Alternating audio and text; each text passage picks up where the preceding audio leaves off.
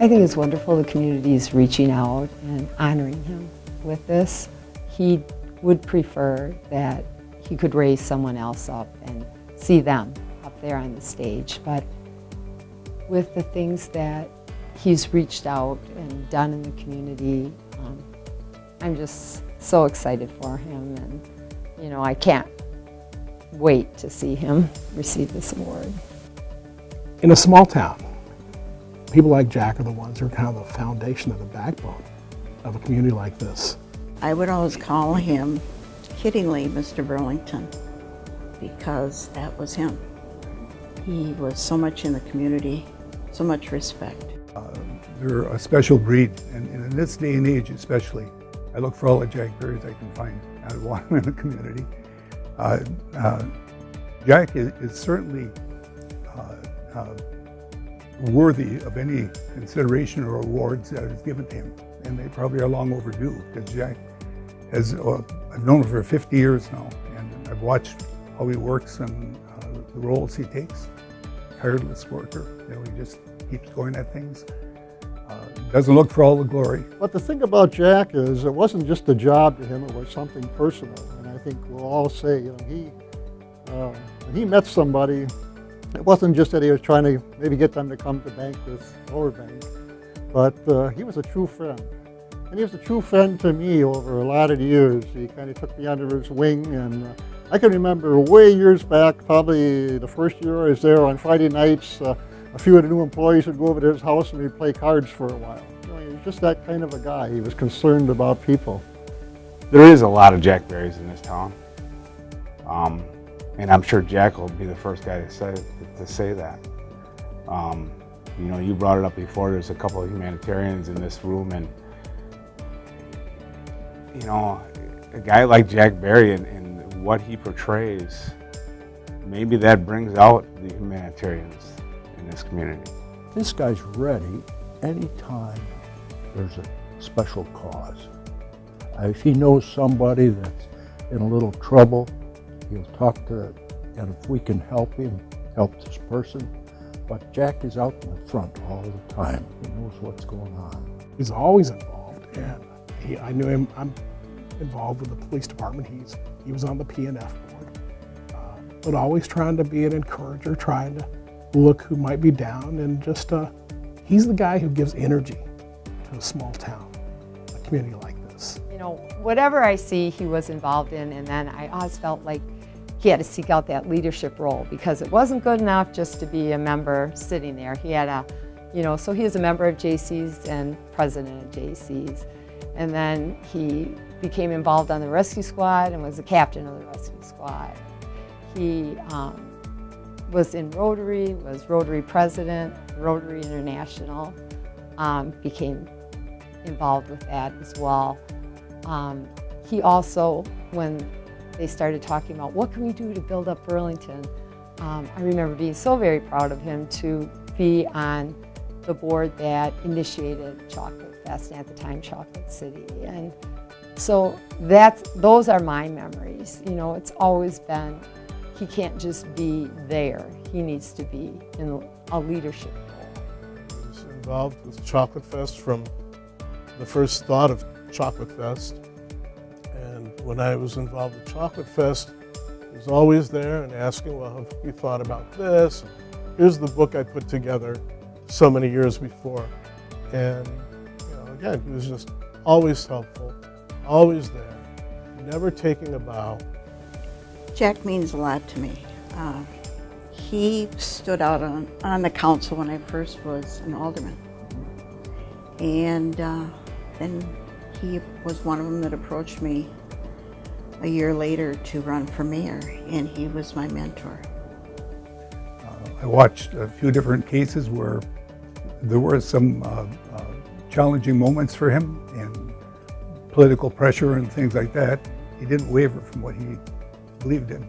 He stuck right with it, and it wasn't easy. So I knew right then and there, here's a man with character. I didn't grow up with any military family background. Jack really gave me a heart for people who served our country, because he's so committed to that. He just oozes that. But he was glad to go on these on the parade Memorial Day, and he would offer to, let's say we had a funeral, and he'd be the commander. He's a very patriotic person. My dad and him were on the rescue squad, and many great memories there. I remember my dad talking about Jack and what he would do. He would do whatever it took to help a person or save a person's life.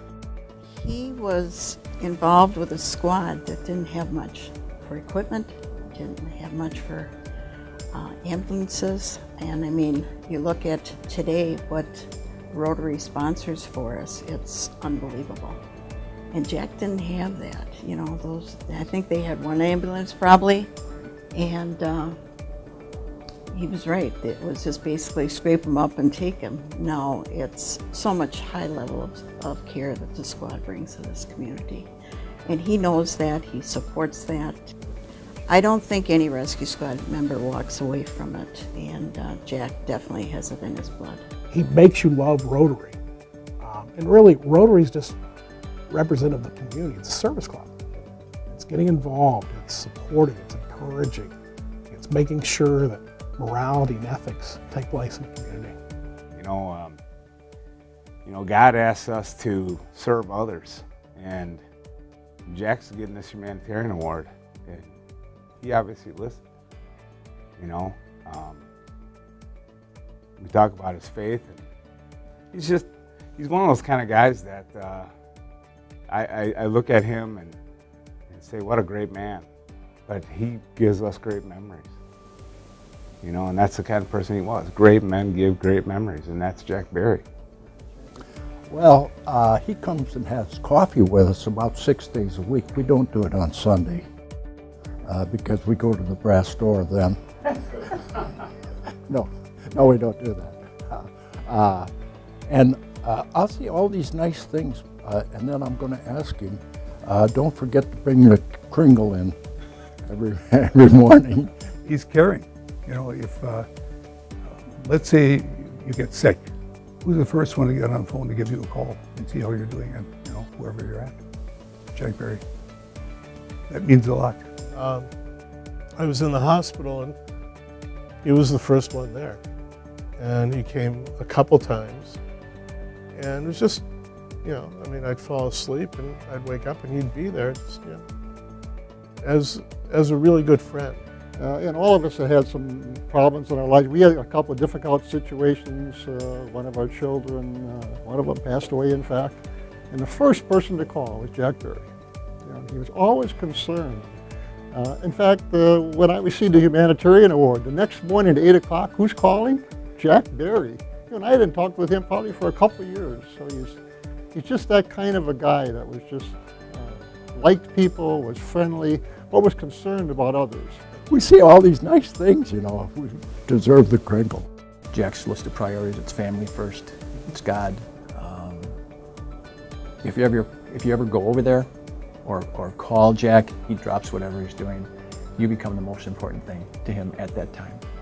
I believe my mom is the strength behind my dad and the strength at home to allow him to be able to do the many things that he's been able to do. Whenever she speaks of him, her eyes light up. We raised a family that was just something, a model family.